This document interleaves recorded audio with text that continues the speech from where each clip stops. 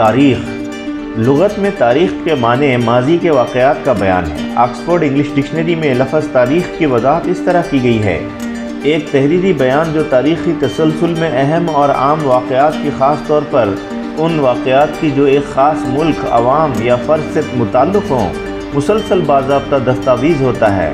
علم الانسان کا بنیادی مقصد عمومی طور پر انسان کی تاریخ کا مطالعہ کرنا ہے اور مخصوص سماجوں کی تاریخ کو دوبارہ مرتب کرنا ہے۔ برصغیر میں انسان کے وجود کا سراغ 5 لاکھ برس قبل کے عہد میں لگایا جا سکتا ہے۔ آریہ لوگ یورپی زبان بولنے والے ہجرت کر کے ہندوستان آئے اور سنسکرت ادب میں انہیں آریہ کہا گیا۔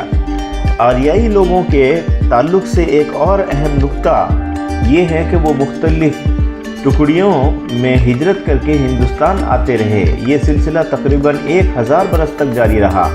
اس کی شروعات 2000 قبل مسیح کے قریب ہوئی۔ اس لیے کہنا بالکل غلط ہے کہ ملک پر صرف ایک آریائی حملہ ہوا۔ بال گنگادھر تلک نے ہند آریائی لوگوں کا اصل وطن قطب شمالی کا علاقہ قرار دیا۔ سولیو نارڈولے نے شمالی یورپ میدانوں کو ہند یورپیوں کا وطن قرار دیا۔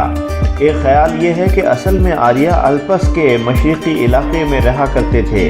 اس علاقہ کو یوریشیا سے بھی موسوم کیا جاتا ہے۔ یوریشیا کا علاقہ پولینڈ سے وسط ایشیا تک پھیلا ہوا تھا۔ لسانی اور آثار قدیمہ کی اساس پر یہ کہا جا سکتا ہے کہ جنوبی روسی میدانوں اور کیسپین سمندر سے مشرق کی جانب کے علاقے سے ابتدائی ہند یورپی لوگوں کی ہجرت شروع ہوئی۔ قدیم تاریخی ثبوت کی روشنی میں اناطولیہ یا جدید ترکی میں ایک سلطنت کا پتہ چلا ہے جو ہند یورپی زبان استعمال کرتی تھی۔ یہاں 2000 قبل مسیح کے قریب ہٹیٹس نے اپنا اقتدار قائم کیا تھا۔ کیسیٹس استعمال کی جانے والی زبان میں ہند یورپی اصطلاحیں پائی جاتی ہیں۔ ان لوگوں نے 1800 قبل مسیح میں بابل یا جدید عراق پر حملہ کیا۔ ادبی ماخذوں کی روشنی میں ہم یہ کہہ سکتے ہیں کہ 14ویں اور 15ویں صدی قبل مسیح میں وہ ثقافت کے مشترکہ عناصر اور دیومالائی قصوں کے حامل تھے اور ہند یورپی ڈھانچے کے اندر قریبی رشتہ رکھنے والی بولیاں بولتے تھے۔